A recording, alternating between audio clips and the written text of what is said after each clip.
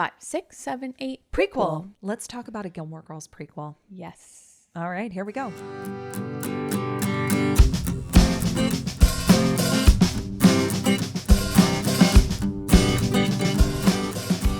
Hi, everybody. Welcome back to Gilmore to Say with Tara and Haley. I'm Tara. This is Haley. Hi, Haley. Yes. Tara pointed that out in between us starting this and saying that. I haven't been here in a second. I was like, and I now know. you say words too as well.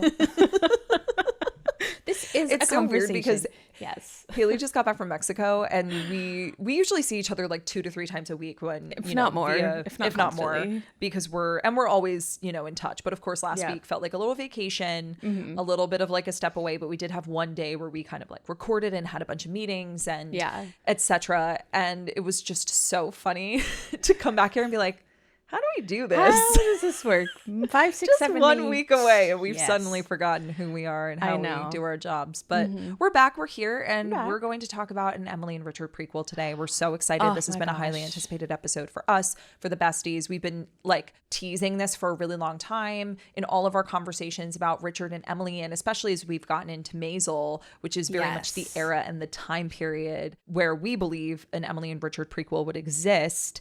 I think every time we have conversations surrounding that, we're like, oh, we can't wait to talk about what an Emily and Richard prequel would be. And it's interesting because we didn't plan it this way, but it just so happened to come on the heels of a very controversial Gilmore Girls prequel that surfaced on the internet at this point, like a couple of weeks ago. And it just, I was like, oh my God, I can't believe that this is happening like right at the time when we're about to talk about our own Gilmore Girls prequel that we've kind of dreamt up in our minds. And I'm so excited to see what you've brought to the table today. Well, it felt a little pointed. I'm not going to lie, but I do want to, like, if you did see this prequel in heavy quotes. Yeah, put online, it in air quotes. Like air big, quotes. Big quotes. Big air quotes.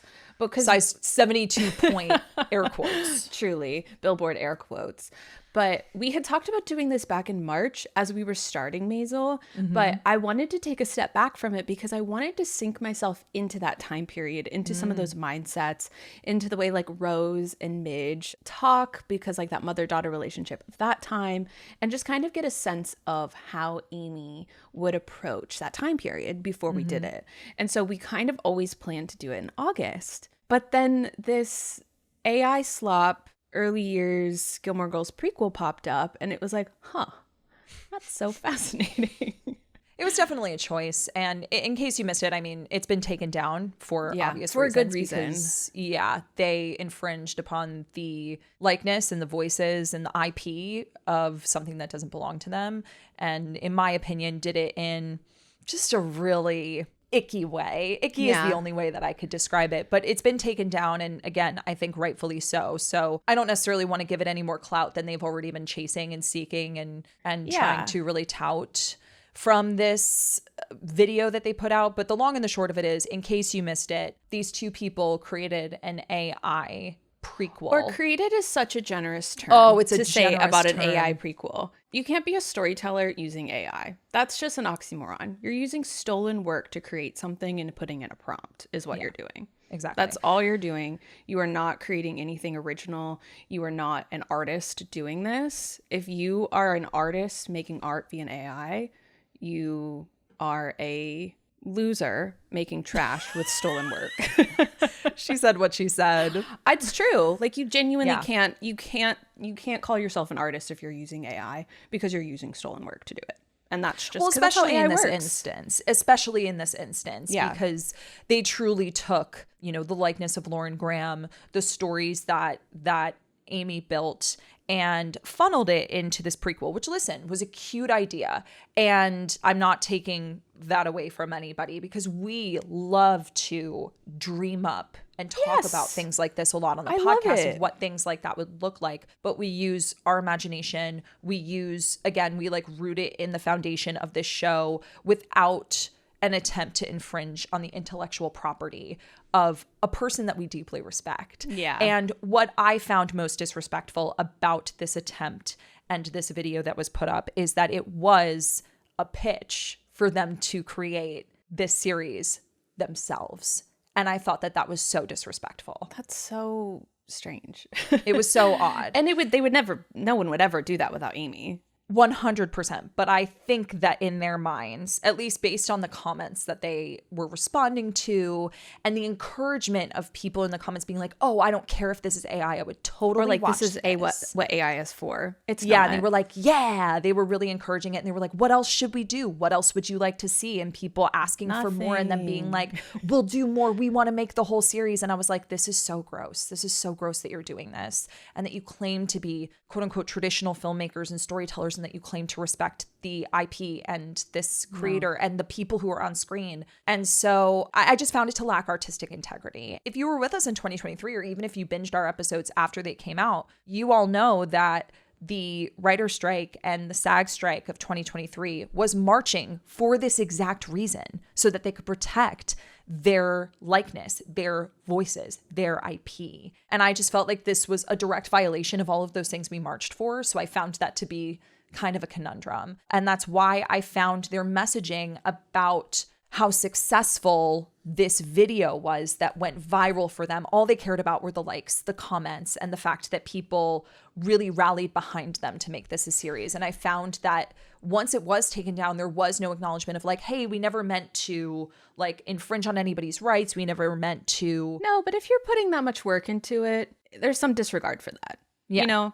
Like totally. If they're taking ownership after the fact, it's like, why did you make it? Why did you make it to begin with? So they had no, and that to me, I also felt like doubled down on the disrespect. It was like once the video was taken down, they were like, oh, our video got taken down, but here's all the likes and the comments it got. But it got like ratioed so hard with the shares that it's like people were talking about you. They weren't liking this. Yeah, people like half the comments in that comment section were like, hey, I hate this. This is really bad that you did this. But they didn't care. And I found that to be tone deaf. And that's exactly what I said.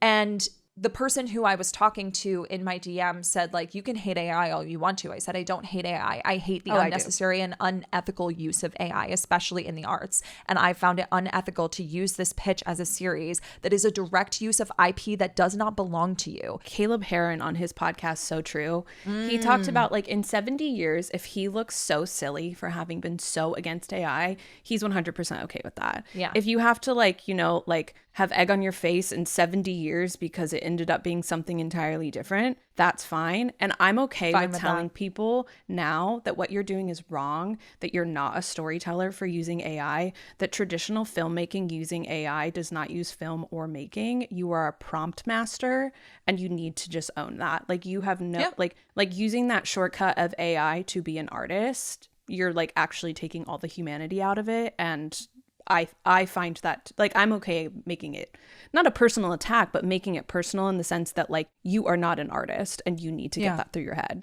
And if in 70 years, like he said, if that's different, by all means. But right now, you're not an artist. You are a typist. Mm-hmm. And that's it. You're shorthand girl. You're shorthand girl. You're a shorthand girl. You're a shorthand girl. All around. I just felt like it was tasteless. I felt like their messaging was tone deaf and I didn't agree with it. But it gave us a really great opportunity to have that conversation here today because when we talk about prequels and we talk about the possibility of them happening, first of all, it comes from the brain of Amy Sherman Palladino and Amy Sherman Palladino. Yeah, we have nothing to do with it. But we love to kind of pull at the threads that she gave us to dream up what it would look like. And I don't think you need AI to do that, which is why we're here today.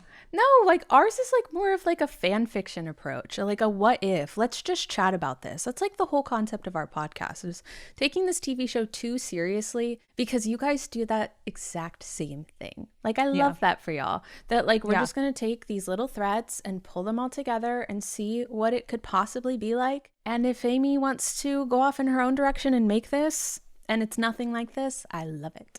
I do too.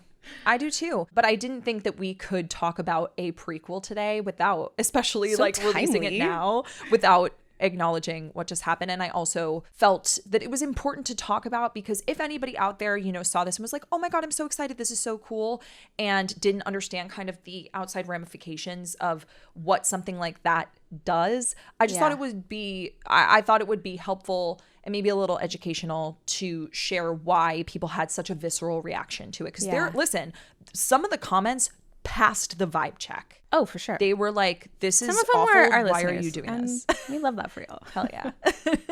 Anyway, now that we've gotten that out of the way, I'm really excited to talk about this. Me too. We put up some question boxes on our Instagram to hear what you guys wanted to kind of dream up alongside us and like some of the scenes you wanted to see. But I think that we should start with what we know, because I think that that will create a really solid foundation for where we can go. Because Amy did give us some things to play with, some history, mostly about Richard. But what's interesting is that if there were to be an Emily and Richard prequel, I think it should be Emily Gilmore centered. No, I think it should be dual POV. You do? Or like, okay, that's actually a question that I have for you. Do you think it should be in the style of like, it's all Emily Gilmore focused and we get other characters in the style of like The Marvelous Mrs. Maisel, where she's the main character, but we get the Gilmoreification of like getting a bunch of different storylines to add to hers? Or do you want it to be like she is the main character, she is the one that we're following the whole time? I think that it should be a la Maisel, a la Gilmore Girls, where like Lorelai is the main character and it's mostly her POV until it's not. Same with Midge. I think that that is the way that, personally, I think that's the way Amy would approach it with Emily, because Emily's character is who we know the least about in this series. Yes. When it comes to Richard, like there are certain things that we already know about Richard Gilmore and his history and his family. And I think we can eventually see that, but I don't know that we need to see his POV as much as we need to see Emily's POV, in my opinion. I want enough of his, admittedly, because I think there's a lot of things that would be quite interesting to dive into his history of. Yeah. Because I actually thought a really fun starting point that feels very full circle parallel to the series itself is to start in like 1962, sophomore year at Yale. Because is that where you started? Because it feels like starting in Rory's sophomore year of high school. That's exactly what I put. Oh my God, look at us. Two girls, one brain cell. Two girls, one brain, of course. I feel like a lot of people would land on that sort of idea just because like with a prequel, like you don't want it to like just entirely call back to the original source. Like Tara and I watched the first episode of Elle, the Legally Blonde prequel, which they really missed the mark on that entirely because it really was referencing the movie rather than like using the movie as like source material for the prequel. I've only seen the first episode, but you don't would agree with you so far.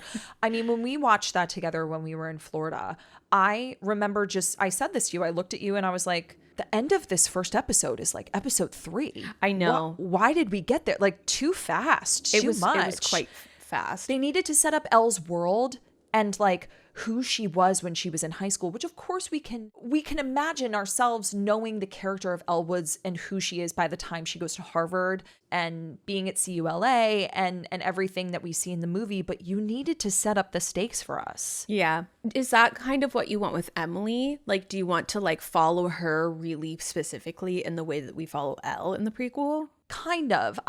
Okay, so here's how I broke it down. I wanted to start with like the foundation of what we know and put us in the scene and then kind of talk about the tone and then move into the scenes that we want to see. Okay. Because we also asked our besties about, I know. So I was thinking about what year to start in. I think like early 60s, 1962 is perfect because we know that Richard was born in January of 1943, which puts him in college in the early 1960s. And subsequently, he meets Emily, who was going to Smith.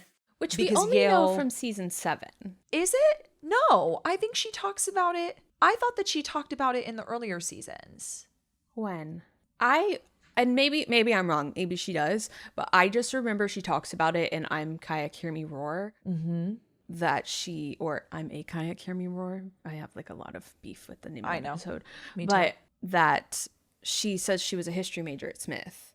I thought she mentioned going to Smith earlier in the series. And if you guys out there know if there's any mention of it before season 7, let us know. She talk about it when she talks about field hockey. Field hockey? That's what I'm thinking in Love and War and Snow. That's kind of what I'm wondering. But Yale did not accept female students until 1969. Right. So it does make sense. And Smith was part of the historic Seven Sisters group, I think it still is, of elite women's colleges, which was created kind of as the female equivalent to the male Ivy League. So it said that they would often have parties mingling with the Ivy League men, like the Yaleys. And so it takes us back to like when you showed up at my fraternity party in that blue dress. I had no choice. Like, we'll get into the blue dress. I have so many thoughts about that. We'll get into it. But in my research, someone on Reddit said in Read the Vibes of the Times, they said, if you're into it, highly recommend the book Seven Sisters Style. It's mainly about the fashion on the Seven Sisters campuses during this period, but also goes into the lifestyle and how women's colleges would connect them with men's Ivy League colleges. I always think about Emily when I'm flicking through it. Lots of wonderful photos of women traveling to see their boyfriends at Harvard/Yale on the weekends, wearing their boyfriends' college scarves, etc. And what's interesting is that Smith is in Massachusetts. So I find it interesting that she ended up with a Yale man instead of a Harvard man. Oh, that would be such a good storyline. Right? I just think that it would add so much to like the rivalry. And I already know that Harvard Yale has like such a rivalry. Yeah. But I just think it's so interesting that she went to school in Massachusetts, which, funny, I did look up and it does say, like, when she's talking about getting kicked off the field hockey team, which we will talk about, she went to Smith. So it was discussed earlier in the series. But if I would have just looked a little bit further down in my notes, I did explain that to myself. So I looked it up online. Oh, God. It's because we prepped for this before I went to Mexico. And so looking back at my notes, so I'm like, oh, I know. Look, I had to, like, go through them. Looked this up. We were supposed to record this episode, like, 2 weeks ago, week and a half ago, and I had construction going outside my my apartment, so we pushed it, but it felt like an eternity ago that I prepped this, so I had to like get back into it. I had to like reread my notes, and it's just so someone funny. was typing, they're like, no, she said it then, and now you're like backspacing, and you're like oh, okay, cool. Yeah, we got there, don't you worry. Yes. But yeah, I do find it interesting that her school was so far away, because I had to Google it a couple of times to be like, we're talking about the same college, right? Like, I think that every time I heard it, I thought Smith College was like in Connecticut. Yeah, because it was like a sister school. But I think what they mean by that is it's a Seven Sisters school. Yes. But you know, as far as like tone goes, I really love that the person whose comment earlier I read on Reddit talked about Seven Sisters Style, because I looked up the book and it looks so fabulous and I want to read it. But this also really reminded me of Mona Lisa Smile. Yeah. Why did we both talk about that recently? Because we were it kind of feels like a little storyline in Maisel in season 2. Yes. But like both of us like randomly, like I think it came up on my feed or something, like a clip from it. Great film. That takes place in the early 50s, so we are about 10 years removed from that. But in Maisel, you know, Rose, if you guys are following along with us, or if you've seen the show, Rose does audit a class at Columbia. And so I find it really interesting that there were certain schools, especially in the Ivy League category, that women were not allowed to attend like full time at. And so it sounds like they really built this collective of schools that could be the Ivy League equivalent for women. And Smith was one of them. I also love that Bryn Mawr, the one that Midge went to, is also one of them.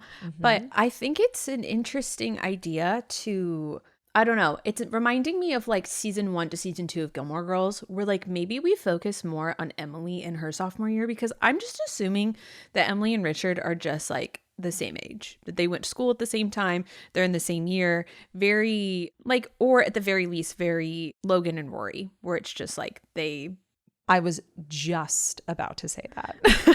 I was literally just about to say, like, if Emily is a sophomore, maybe Richard is a junior. But here's where I want to talk about some of the major players that we're going to see, because I do think that that's important before we like go into some of the origin story and also some of the scenes. Obviously, Emily Gilmore, and in her world, I would really love to meet Emily's mother. Oh, I actually need to meet her mother, and I need to meet Hopi. And Hopi is next on the list, because I would be fascinated by like Emily being a sophomore, Richard being a junior. But if we start Emily's sophomore year with Hopi coming in as a freshman, like in my mind, they're very close in age, but they are like far enough apart that they didn't go to like, they weren't in the exact same grade. And like, it was giving for me kind of this like Anna Fairchild, Rory Gilmore kind of dynamic, where Emily's there to study and maybe she's there to find a husband, but she's there for her education.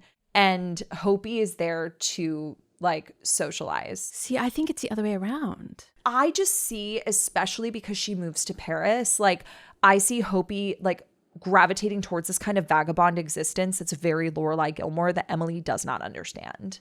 I think that the reason I see Emily as more traditional late 1950s, early 1960s lady is because of what we hear her say to Lorelai, and there's the rub. Like, I was not taught to be friends with my daughter, that she got a very traditional wife education, like an MRS as a lot of people call it, that like she knew what she wanted to do, which was to be a wife. And so she was doing like all of the things that she was learning in service of that. I saw Hopi as wanting to be her own person, and like maybe she wanted to study art, and like in the same style of like Rose Weissman had like a love for Paris. And so maybe she wanted to go study art in Paris. And like she was like kind of in that same way, like the black sheep of the family, kind of like the vagabond existence. That reminds me of Titanic. You find this vagabond existence appealing, do you? That she wanted to like go off, be her own person. She didn't want to find out, like, or maybe she wanted to like break free of that. Like, I don't want to find a husband. Maybe she feels a lot like Lorelai, like you said, like she's reminiscent of that. That if maybe we would have had Hopi in the original series, Lorelai would have had someone to like turn to, that like felt supportive, understand in her some way, someone who totally really understood her. I think that's what I'm saying, just in like maybe a different font. Like Emily is more on like the straight and narrow path. Hopi's a little more fluid and wants something different, and it ends up causing a little bit of a rift between them. Whereas like I just think that would be really interesting if Emily wants her to follow in her footsteps, and it's a very small storyline, of course, but like similar to the Rory Gilmore, Anna Fairchild expectations, like she expects Anna to come to Yale and want to learn about a bench, want to learn about the library. And Anna's just like, I love that there are no uniforms. You know, she's like, I can eat ice cream, random sex whenever you want. I love college, you know? And I feel like that would be in a more 1960s font, the relationship between Emily and Hopi, where Emily like goes into her sophomore year. She's so excited for her sister to be there with her, and it just doesn't work out the way that she wants it to. And so it's and that's kind of the history that I want on Emily Gilmore. I will say, I think I'm like mapping this out way too much in my head, but like each year feels like a year of school, like in the way that most shows do. That I feel like maybe Hopi is a season 2 storyline, that like she comes in, she shake things up a bit, so that like there's kind of like a status quo for Emily in season 1, that maybe it's like, I'm not sure, but I think that I want them to be like just far enough apart in age that there was enough of a separation between Emily going to college and Hopi kind of realizing she could be her own person, not in Emily's shadow, because Emily's shadow feels like it's very big, and it might be hard to escape it. But I also love the idea of kind of learning more about why Emily kind of has like this like snippy attitude, really, that she's like kind of angry sometimes the way that she talks to people. She is a bit of a sassy girl, you know, and she's seeing how that relates to a sister, because if you are a sassy person to the people around you, it's tenfold to your sister. Oh, 100%. And I would love to see that relationship kind of play out. It is kind of oldest daughter, though, I will say. Like, eldest daughter can have that, I say that as one, can have that kind of like, don't mess with me, I know best kind of attitude. And that's something Emily Gilmore radiates. Yes. But I would love to see her dynamic with her mom, of course, but also her dad. Who's her dad? Do you want to see her dad? Yeah. We don't really hear a lot about her dad. I would love to see him. I think that he would be very much like Richard, like reading his paper. She's talking to him. She's just carrying the conversation, but in a way that maybe her dad is not listening. Because I love that about Richard, that like, even though he's reading the paper, he is hearing everything that she's saying and he is taking it all in. That is true. So I think that there's some similarities that we could pull at without making it the same, and like seeing how he's a little bit different than that. My question for you is, how would you feel about her not having a father? And that is why she's constantly telling Lorelai, a daughter needs a mother and a father. Interesting. Because she's so hell-bent on that. And there's a part of me that feels like maybe the reason for that is because she grew up in a single parent household, specifically a single mother household. Do we like the idea that Emily and Richard, neither of them have fathers? That there's no fathers in the prequel. No one has a father. You're right. No one has a father. I don't know. Yeah, because we never even hear about it from Richard. Like, oh, your dad hated me. Yeah. Or your dad was there. anything about him. I don't know. I think I like the idea of her having a father, and maybe needing a mother and a father is the Richard side of it. Maybe. I don't know. I could go either way on that. Not like totally attached to it, that I'm like, it has to be that way. Yeah. It's just something that I thought of because I didn't even consider her father in this. And it just kind of hit me that I was like, oh, yeah, that could be the reason she's constantly harping on a child needs a father, a mother and a father. And a father. Yeah.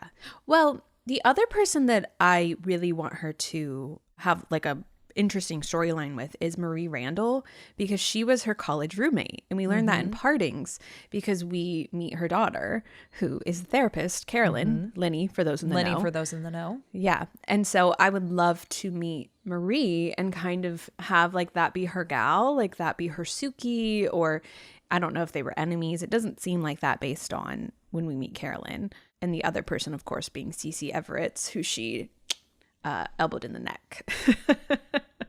I need to see that elbow in the neck. I need to see the group of gals, but I feel like Marie Randall would either be like her Paris, where it's like they were maybe enemies and became friends, or they were friends and maybe they have a rift, or she is just her Suki Honesty Hour type friend who she loops elbows with, and they march across Yale campus to go see boys. Yeah, I love that.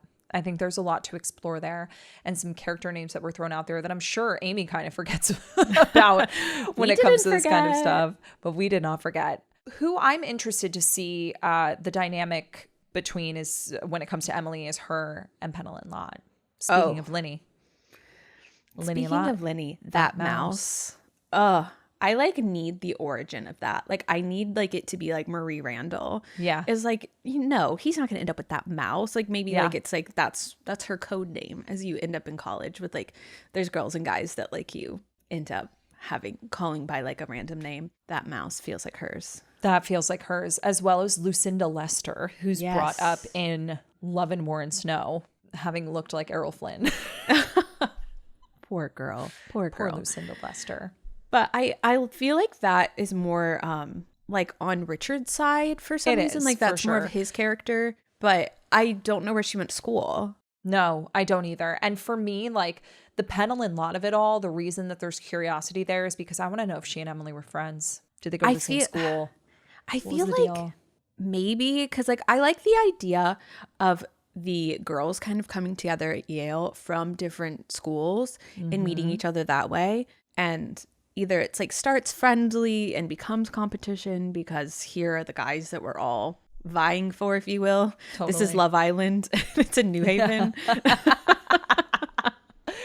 Hilarious. You know? Yeah. Not no. They don't have cell phones, but totally.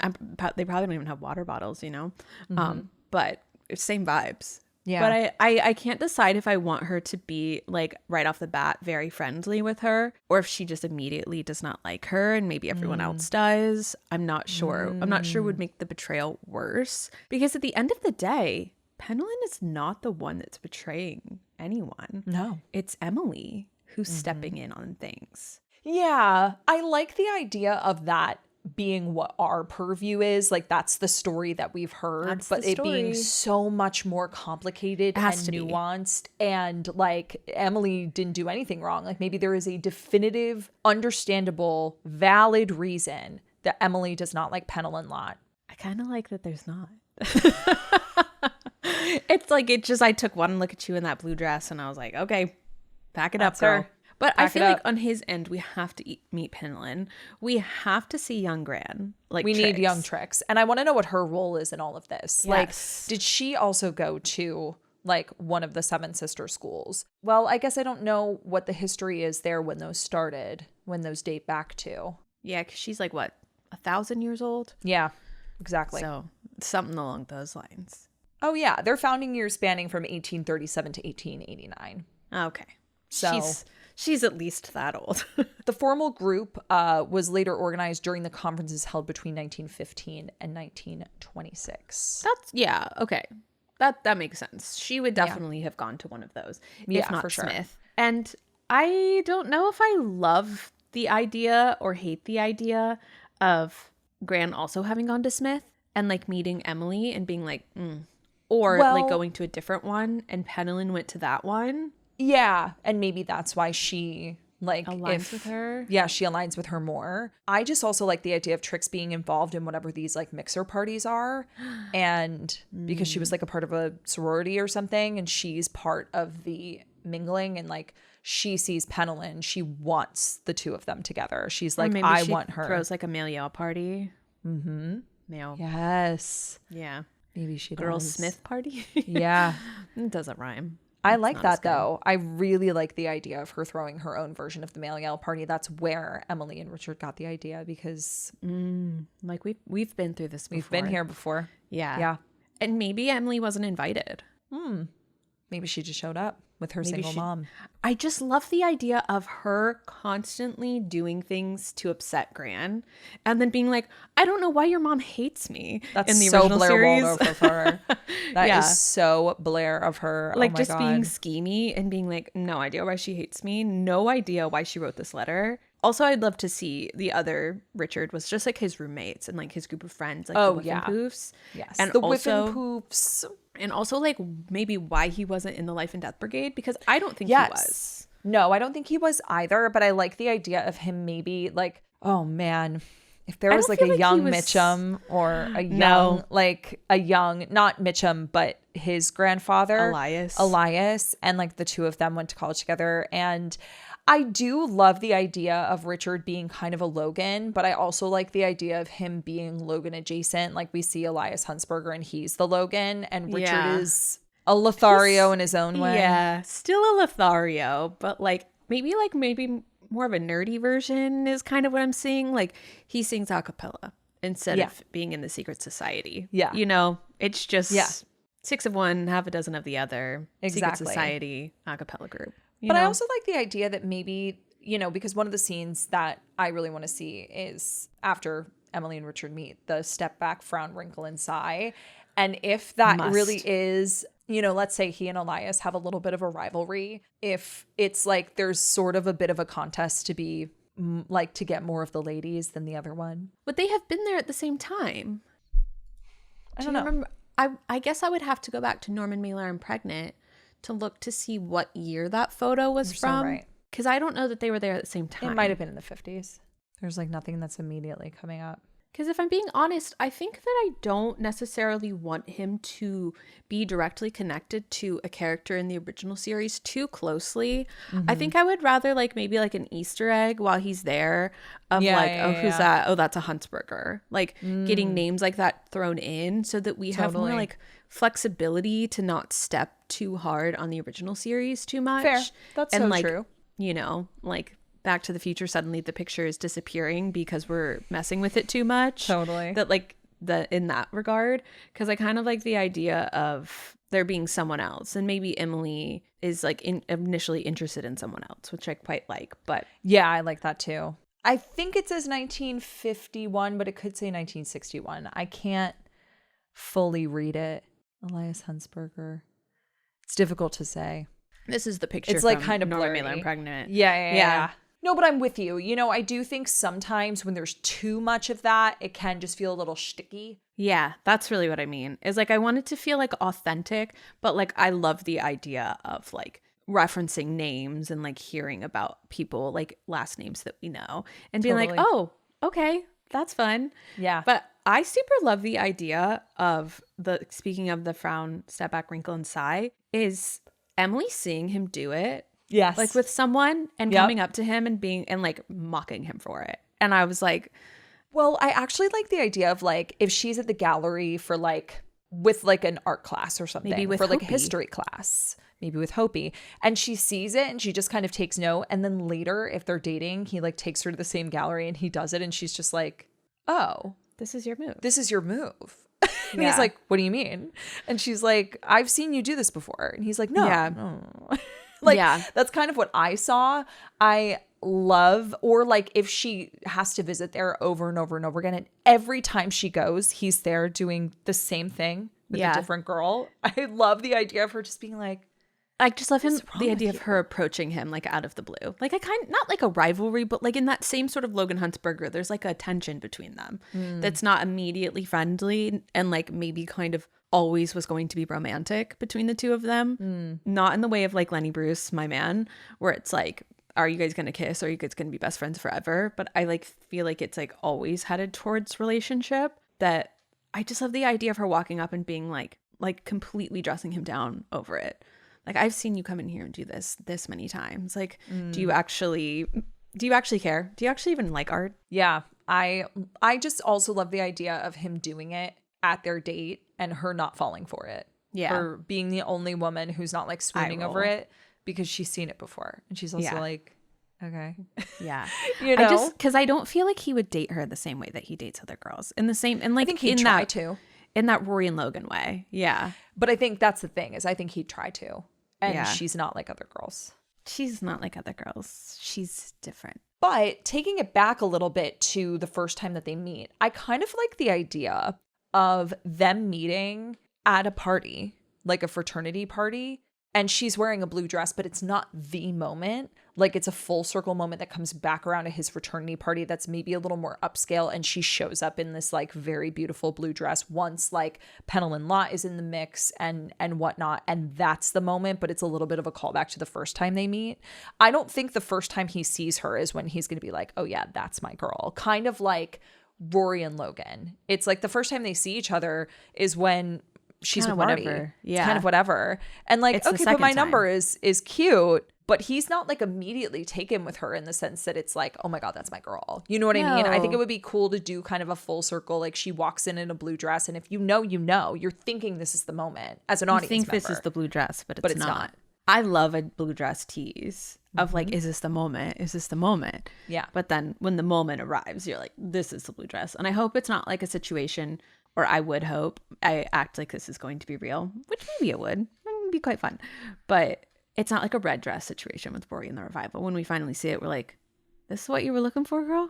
No, what? No, not on Emily Gilmore. No I feel like something absolutely stunning just to wow him. Because like, that's a moment that I really want to see. Like, I feel like everyone wants to see the moment when she shows up at his fraternity where he had no choice but to pick her. And that's why I think that the stakes have to be higher. It has to be later in the series. It can't be the first time they're seeing each other. And it's like he's choosing between her and Pennilyn Lott. Or at least he thinks maybe he's chosen. And then she walks in the blue dress and he's like, all right, that's my girl. I just love that Emily kind of rewrites it though in Let the Games Begin. That like he was engaged. And I feel like we have to build to that. We have to have him get with Pennilyn. We have to have that whole thing happen.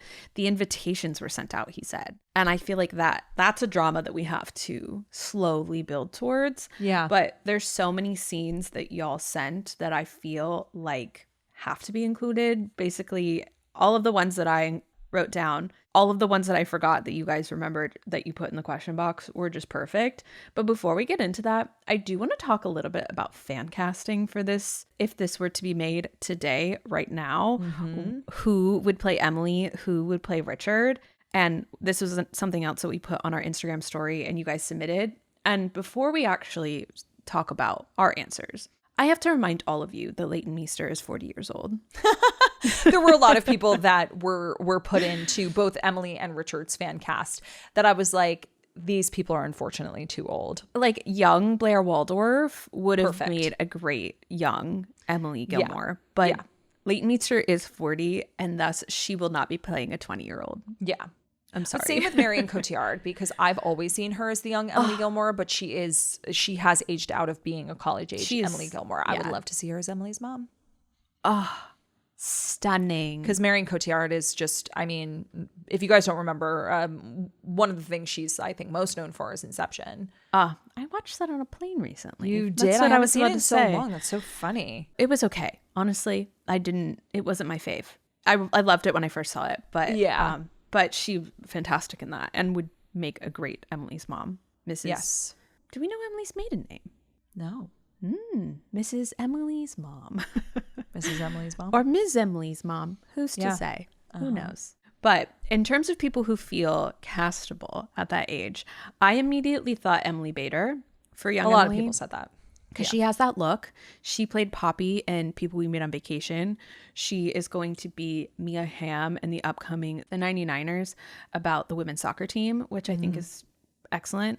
Because she just has that like look. Yeah, she's also Kelly about Bishop to be in the has. remake of 13 Going on 30. Yes. For me, I just think she's a little too, like, it's just she's everywhere right now. And so for me, everybody being like, Emily Bader, I'm like, she's doing too much right now for me to be like, yeah. To be in this pretend prequel. But yes. I just mean to say, like, I want someone, there was someone who said this and they were like, I want someone who's a little more unknown. And I was like, I would love someone unknown. Me too. But I don't know who that is. That's true. I guess we don't know them. Yeah. So of the people I do know. Like, I know that Emily Bader's the moment right now. And so I think a lot of people were like, Emily Bader. And I was like, she's literally like so happy for her. That's amazing. Like she is popping off right now. She's having a moment. But I think because of that, I'm a little more adverse to her doing this. Because that's so funny that you're adverse to someone popular doing a pretend prequel. Yeah. Well, just because I think that that's like, I don't know, it almost feels like too obvious. And I do think it's because she's the moment right now. I also just love her as an actress. I think that she was fantastic. I loved her more in Lady Jane. If any of you loved her in that. Lady Jane, which I haven't seen. She was phenomenal. The fact I thought that she was okay in People We Meet on Vacation. I think she carried that movie on her back. I just think that she would have, I think, the right spunk that Emily has. I think that's what, for me, you would have to capture is that attitude. I think that a lot of people could have the right look, but I think that you have to come in with that pizzazz, that sass that Emily has, that Kelly Bishop brought to it. My girl Kelly. Like, fair. No one could ever live up to her, but I think that is where I pull her in. Someone literally said, like, no one, you got to put Kelly Bishop in a time machine. I actually let me change my mind. That is my first choice. But until time machine invention, time travel is allowed, we will go with my second choice. I will say some of the other ones that made me, like, my eyebrows raise, go, oh, okay. I never thought about this, but Maude Apatow. I don't know her range as an actor, which is not a slight. It's just I don't know it. But she definitely has the look. Yeah. And I think that's more so in terms of fan casting right now, what I'm thinking of. Because I feel like she has, like, if you put her hair up, gave her, like, a very Midge signature haircut, that she could definitely lean into that. Yeah, I don't know enough about her acting to do it. But I feel like this is more just the look. Yeah. Another name that was thrown out there that made me go, ooh, was Sadie Sink. Interesting. Yeah. I was like, oh, I can kind of see that. Because Emily has like a auburn brown hair. She doesn't have like true brown, I would say. Like there's some red in there, but it's not like Sadie Sink red. No, I just think people were talking about like her face. No. Yes. I'm thinking of her in terms of like putting brown hair on her head. You know, I don't want to do it, but I could see it. Like face-wise, I could see her being. I feel like you have to have a quite small face. Is that weird? Because I feel like Sadie Sink and Emily Bader have quite small faces. I don't know what that means. Yeah, it's like a small face. Yeah, sure. Mm-hmm. Yes. I don't know. So glad you agree with me. But I feel like those are like three choices that I feel like I could get behind. All of them. The options were a little more limited for Richard. This one was interesting because like you have to remember how tall he is, how big he is. So like casting just anyone is not going to work for him because Ed Herman was such like a huge person, you know? He was tall and he was big. That sounds insulting, but no, he was just like a kind of like a refrigerator man, you know what I mean? And like cuddly as can be, but just he had a stature to him is the word that I was looking for when I was saying big and tall, that I think has to kind of be lean tallness in college. Yeah. That I put Harris Dickinson. A lot of people said that. Yeah. And I actually, can I tell you, I didn't know what this man's name was. I just knew him as an actor. I'd seen like, I think he was in like an Actors on Actors that I watched, and I didn't know what his name was. And I was like, oh, that guy would be really good. But people started putting his name in, and I looked him up. I was like, that's that man. Yeah. That's that man whose name I don't know. There you go. Now you know his name, Harris Dickinson. He's from British. Baby Girl with Nicole Kidman. Yes. Yeah.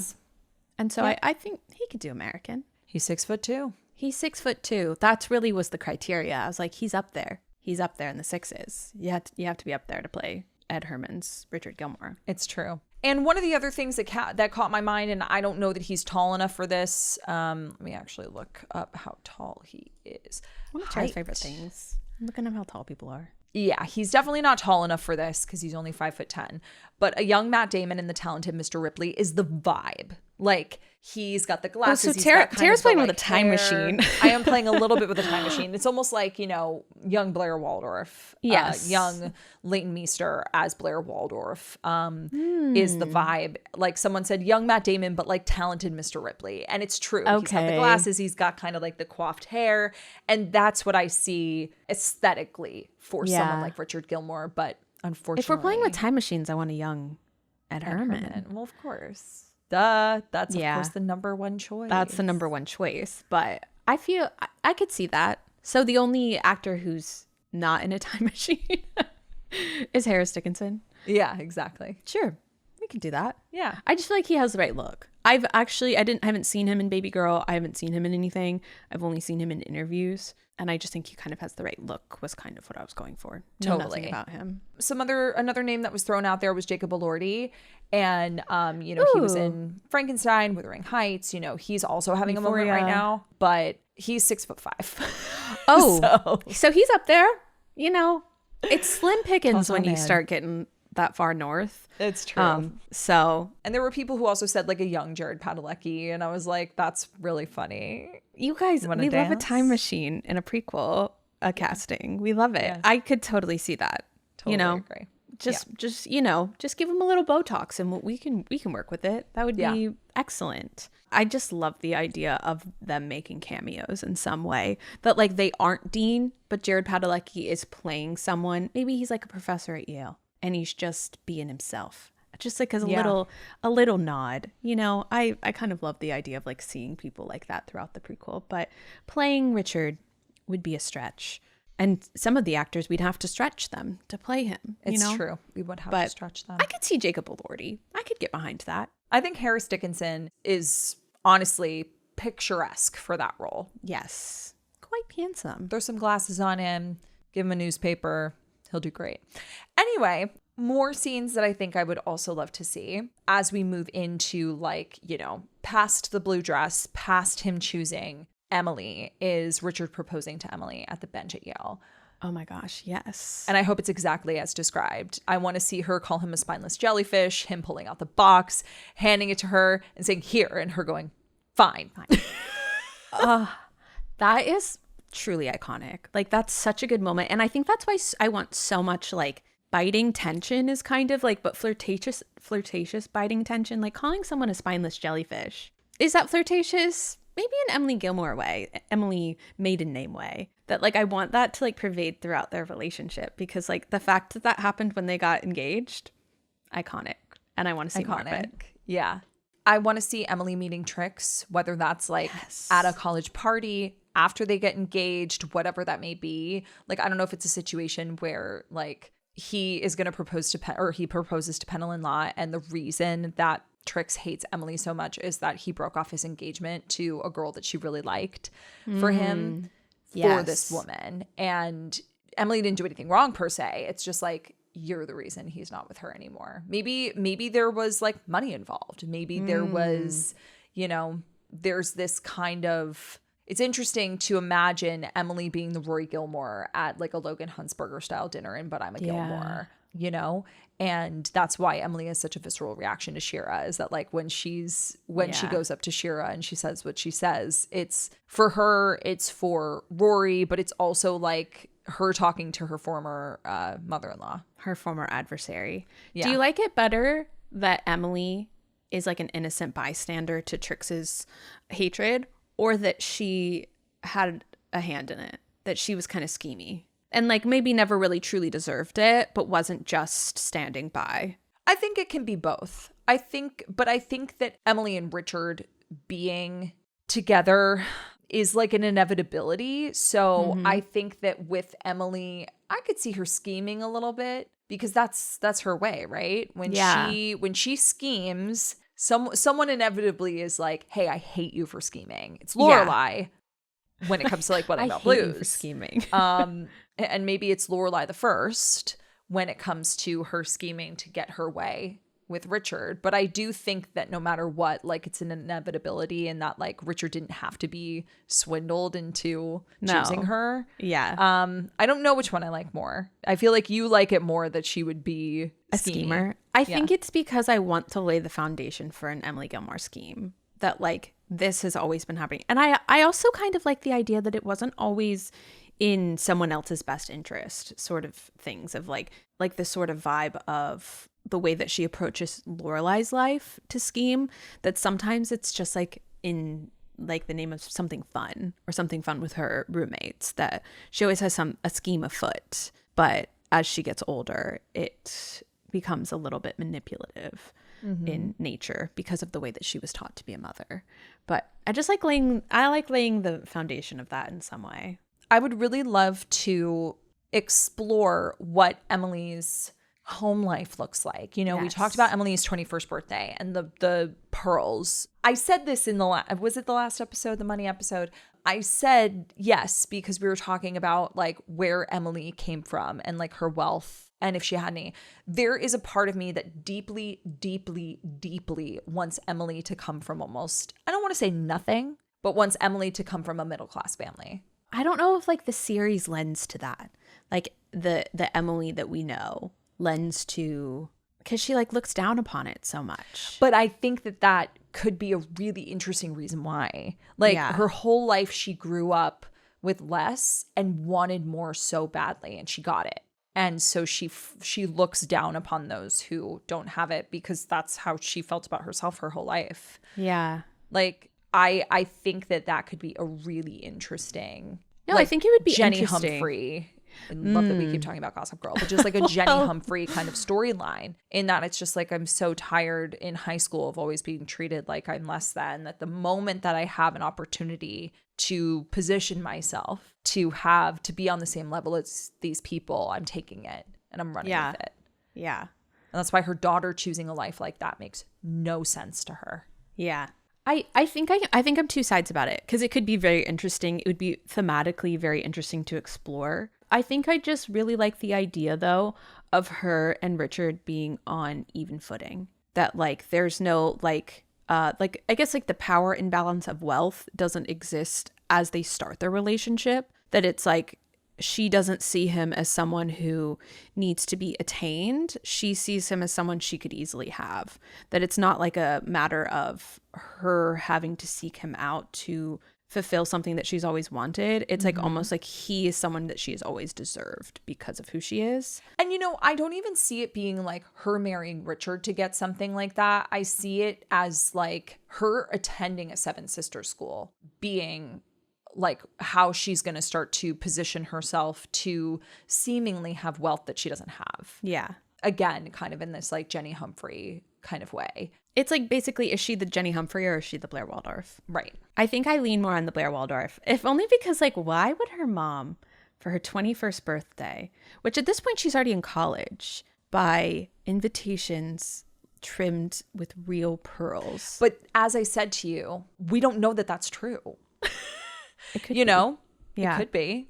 Or it could not be. Were they real fake pearls? I don't know. I think there's something interesting there. I also think that could be a huge reason why Trix doesn't like her. She doesn't think she's good enough. Like she's a poser. Yeah. But it could go either way. I just think that there needs to be some sort of imbalance there. Between her and Yeah. Trix? Between her and Richard, between her and Trix, you know, like in the sense that Richard doesn't care, in the same way Logan doesn't care. You know, like Logan doesn't care where Rory comes from. He loves her. It's, he doesn't see it that way. And I think it's interesting because with Rory, it's perceived. Like in the sense that like, I don't think that he necessarily ever really sees her as coming from someplace different because she has her grandparents, because her grandparents paid for Chilton, paid for Yale. Yeah. Like in that vein that like she's only ever in her own perception kind of not had as much privilege, even though she just shows up at her grandparents and is like, hey, could you guys play for college? And they're like, sure, yeah, great. So I think in that regard, I don't know that Logan ever really saw her as being that different. Yeah, there's more to explore there. I'm curious what the besties think. I feel like there's a lot going in either direction that you could explore. It's really just, I want to know why Trix didn't like her. I know. And in that same vein, I need to see the Emily wedding getting and that letter. The carbon. Yeah. Yeah. Or not Emily getting the letter, but Richard getting the letter. Getting the letter. Yeah. Yeah, me too. They were married in 1965 if 40 years was 2005. So I'd like to see Emily putting on her wedding dress every night. And It says her mother had 3 seamstresses working around the clock on it. That's what she has said. Richard getting the letter from Trix, maybe Pennilyn being involved in some way. Or like in that same thought process, the first lunch with Pennilyn of like how they went from being like broken up, Emily being the one, them getting married, to starting having lunches, is like, what is the dynamic between them in this Emily and Richard getting married phase? And how can we do it in such a way that doesn't make us dislike either of them? You know what I mean? Totally. Because I feel like there's such an easy way that like one of the first viral TikToks I ever had was comparing Richard and Logan. And it's like all of the ways that you don't like Logan, you've been able to like romanticize about Richard and Emily, of like, he was engaged to Pennilyn Lott, I showed up and I was the chosen one and I got married, and now you go to lunch every year with this woman. And we're going to figure it out years and years from now. So like in the grand scheme of our storyline, it's all good. But like, how is like the audience perception of it in it happening in real time? Right. Would you dislike them? Would you dislike Richard when he goes to the Pennilyn Lott lunch? Even though it's like, you're like, oh my gosh, I've wanted to see this. And now you're seeing it and you're like, I hate it. Why are you doing this? Especially because if we're working off of the like Logan Richard comparison, like, does that put Pennilyn in a light for Richard like Rory is for Logan? I was just about to say that. Like, is Pennilyn the Rory Gilmore of this storyline? Yeah. And like, he fell in love with Pennilyn, who maybe Pennilyn is maybe someone who came from a middle class. I don't know. Interesting. And Emily's the one who comes in and is like, this just came to me that she's the Rory Gilmore, but because like when we get to the revival, what would Logan do for Rory Gilmore? Literally anything. But he still Richard loves Emily. Richard loves Emily too much for them to be one for one. Like, no, we of course don't know how Logan would treat Odette, you know, when he comes home every night, but I can't do it. I can't. We can like allude to that in some ways, but we don't have to like you said, a one for one, because it stresses me out too much that Emily and Richard aren't soulmates, because they are. They're soulmates, 100%. Yes. But I like unpacking a little bit of the nuance that comes with that. Because we met them at an interesting time when their foundation was really solid, and they had Lorelai, he had his job, she had her ways, you know, and it's just like, you kind of forget sometimes that like there's a meeting, there's a courtship, there's so much backstory and history there that might not be as rosy and sunshine and rainbows, you know? And maybe it's just in the sense that like we're rooting for Emily. Like the prequel in my mind is called Emily in the same way that it's called Elle. Like ever since you said it's like mainly about her. Because like I think the idea of meeting Richard through the eyes of Emily is very interesting. But of course we'll have to get some other POVs so that we can get some of these Richard things. Like I want to hear about Richard bullying his roommates. Yeah, from the besties, I listed off a bunch of like scenes that they wanted to see, and that of course was one of them. That alongside him being in the Whiff and Poofs, the naked semester. Oh my god, this has to be an HBO show. Yeah. Yes, exactly. We can't put this on cable. He's got to have a naked semester. So like if we're doing this, like is this a limited series? So like maybe 2 episodes he'd be naked? I don't know. Or is this 22 episodes and like for a solid 10 episodes he'd be naked? I don't know. Hey, Emily would have to have a lot of off-campus conversations with other people. It's true. Maybe she's not affiliating with him. Maybe it was before she came on the scene and it's alluded to his naked semester. Yeah. Maybe all of the girls are really, you remember he got really popular with the ladies. Maybe Emily missed the naked semester. Maybe she talks about it. Maybe she grieves it. Maybe it was his freshman year. Maybe it was something that happened and like it's talked about, but it's not necessarily shown. Or if there's that like separation in age, maybe it was like his sophomore year. And so it was maybe last year for him. And Emily's like, he was naked for a whole semester. I also love the idea of it being like hazing from the Whiff and Poofs. Like it's supposed to be like the Whiff and Poofs are just like this a cappella group, but actually they're like a fraternity that hazes people. No, but they were protesting the dress code. Right. They wore nothing but silk ties for a month. Yeah. Or a semester? It was a month, right? Oh, I'd have to go back and look at the exact language. I think it's a month, because a semester, that's a lot. that's a long time. It's a long time. Quite a long time. I kind of love the idea of Emily when she meets him. Like, who's that guy? Oh, that's Richard. He's finally wearing clothes. He's been naked for the last month. He was the naked guy. She's like, what? Yeah, I cannot believe. Totally. One of the things that people said, a lot of people said, was the first time that Richard and Emily danced together. When I read that, I was like, oh my God, why would you say that? Why would you say that? Because I absolutely need to see that now. I need to know what song it was. I need to know if it was, what's his name? Chuck Berry. Like, what the song was, what they were wearing, where they were, why it feels like Abe and Rose dancing in Paris. That one really broke me. Because, like, I think so much of this prequel would make me cry. Like, just seeing these two. And if done well, if done poorly, I'm pretty sure I would be pretty upset with it. But I just imagine, like, the first time they dance, Emily trying on her wedding dress. Someone mentioned finding out that they're pregnant with Lorelai. Yeah. Yes, finding out that they're pregnant. I did it kind of in chronological order. So, like, you know, sticking to college before we really move into their marriage. Yeah. Like, who said I love you first? Them going skinny dipping and Emily wearing an overcoat. Have to.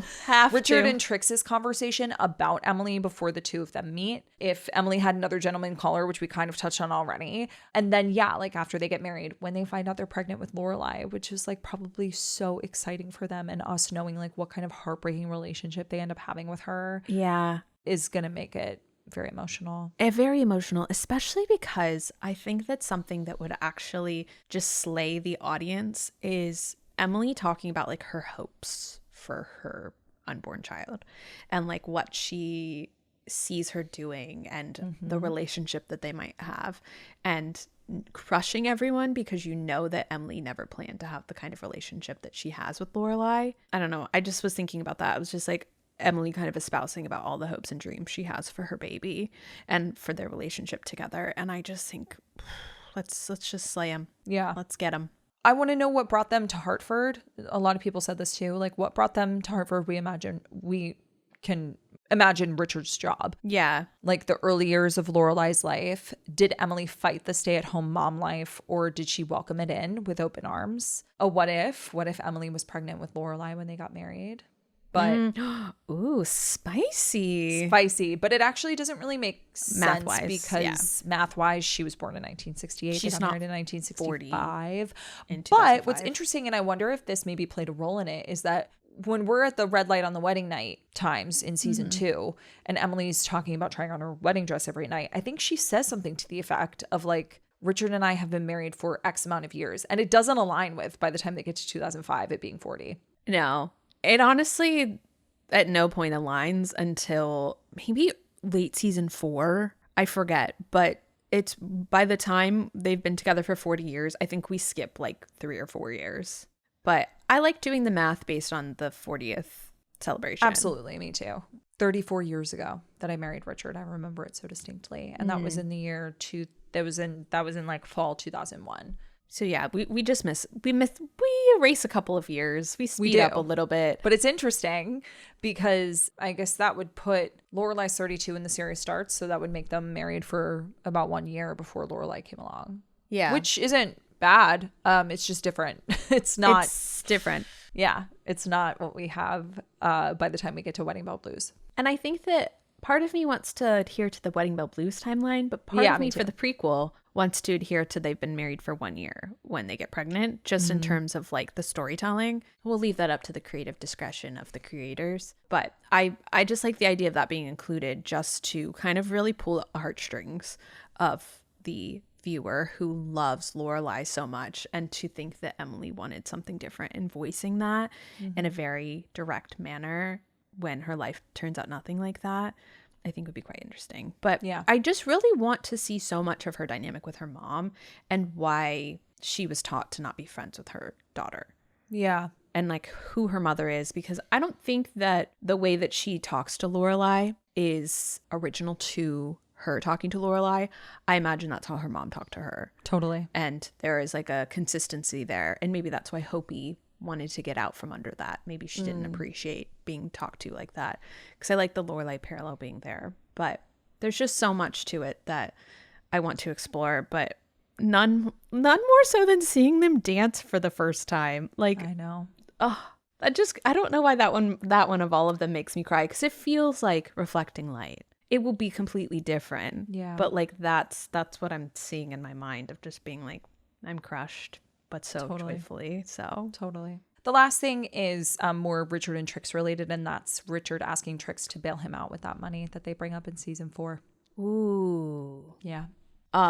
Yeah. I know. There's so much to Richard and Trix that I want to like see, just like why they were so close, what their relationship was like, how Trix talked to him, being a single mom, never expecting to be one. I think that would be interesting too, especially coming from a mother-daughter original series, and seeing how that plays out between mother and son. Yeah. There's part of me that wonders if it's like Trix who feels like we have to act a certain way. We have to be a certain way. Like your father isn't here to uphold the family name. It is on us. So it's on you. You're the one. You're the Gilmore. And like that kind of pressure put on him. And maybe Pennilyn aligns with it. Maybe Pennilyn really agrees with Trix in that regard. And yeah, I don't know. But Emily ultimately does too. She loves representing the Gilmores. I agree. Yeah. There's a lot to unpack there. And I'm curious what the listeners think at home after hearing us talk about all of this, because, you know, we'll definitely cover this in some sort of GTC wrap up. Of course. Because there's so much to talk about here. And it's so funny, the last 2 episodes, there's been so much to consider more of between money. And this is such a big topic. We're only really scratching the surface. But I thought it'd be really fun today to just like talk about our initial ideas and our initial thoughts. And I love that we were aligned on so many things that we were like, let's start it here. Let's start it here. Because as we've been talking, I was like, wait, I kind of want to do like a fan fiction episode of what the pilot looks like. Emily. In my mind, I just keep saying Emily, the series. Emily, the prequel. Emily in Connecticut. Emily in Connecticut. It'd be Emily in Massachusetts. Emily sometimes in Massachusetts Emily and sometimes in Connecticut. In Massachusetts. Emily in the tri-state area. What is this called? Maybe that's what we'll talk about in our you guys August offer up some names. Wrap up. Yeah. We need y'all to offer some names because I think all of these need some workshopping. A little bit. Well, speaking of Emily, I feel like this is a perfect segue into our guest next week. Y'all, we are going to be chatting with the one and only Miss Emily Henry. Can you believe that? No. I'm so excited. I actually would love to ask her on her thoughts on an Emily and Richard prequel. And we'll have more to say on that in the next episode.